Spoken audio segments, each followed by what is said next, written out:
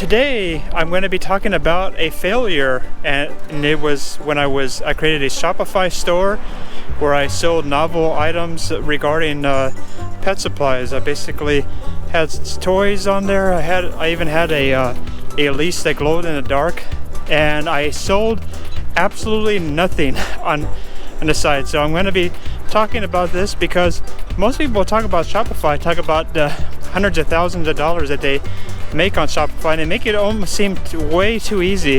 In fact, Shopify is a lot harder than I think people realize, but failure is a good thing. You should experiment. What I did was I basically created the month-to-month plan on Shopify, created a store, created a few items for dog owners, and the one item I thought was really cool was just this glow-in-the-dark item for dogs, like a dog collar and a dog leash. It was glowing in the dark. But here's the problem with Shopify: as soon as people see your item, they're going to just start looking elsewhere on the internet, because no one is excited about your store other than you. Nobody. And I have noticed this a lot, especially among the newbies. They create their Shopify store and they're wondering, how come people are not rushing to buy all the stuff I have? Don't they want to buy all this cool stuff I have for sale? And the truth is, nobody is, because you have to be on their side. You have to do something you have to give them a reason to buy from you, because otherwise they're just not going to be motivated to shop on your store and buy everything.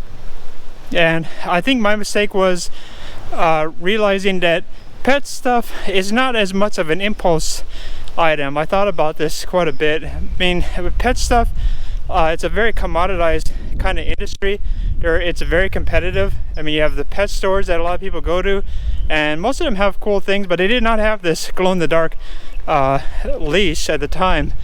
And I just think that most people are just very hesitant to go outside of their normal experience of how they buy things.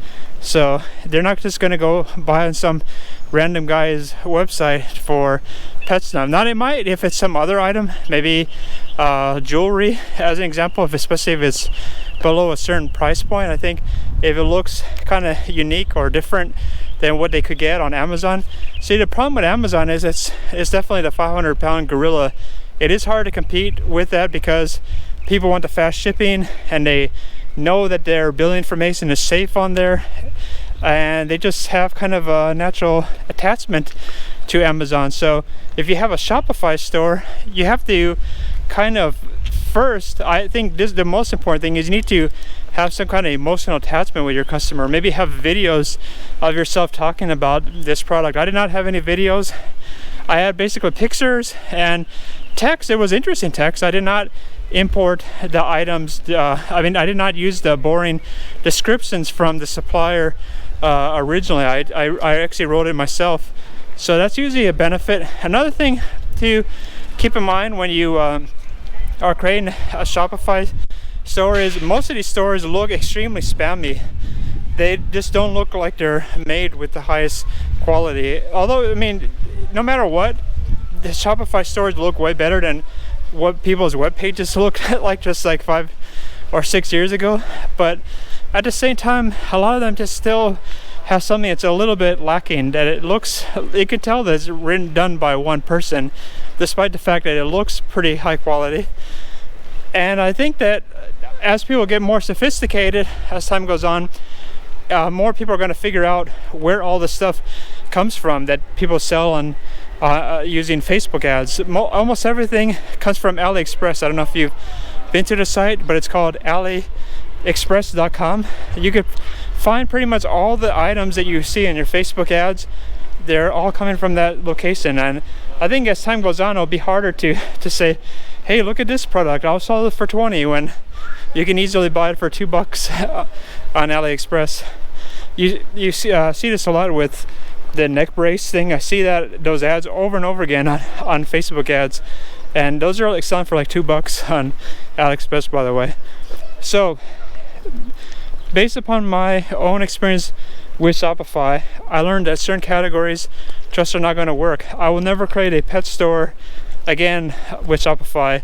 I'm not against the idea of going back on Shopify, but I would not consider the pets thing. I will do a lot more research on what's an impulse buy, because you don't want people to think about something. It can't be an intellectual exercise. It has to be something that they're thinking, gotta buy this right now.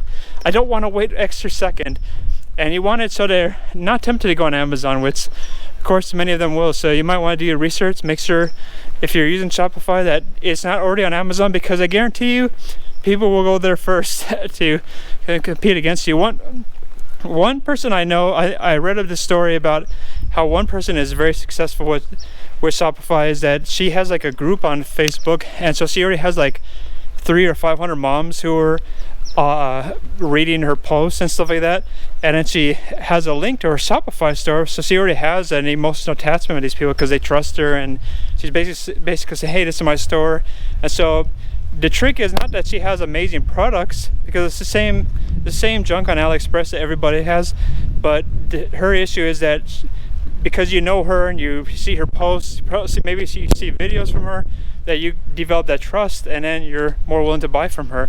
So develop that trust. It's a important thing, just like we have together. It's just like I always tell you to smash the like button, is because I'm connected with you and want you to help this channel out just by smashing the like button and leaving a comment below. So that's all I have to say today about Shopify. I did fail. See, I'm very honest with you, and there's nothing much more to say about that. So leave a comment below. Talk to you soon in the next video.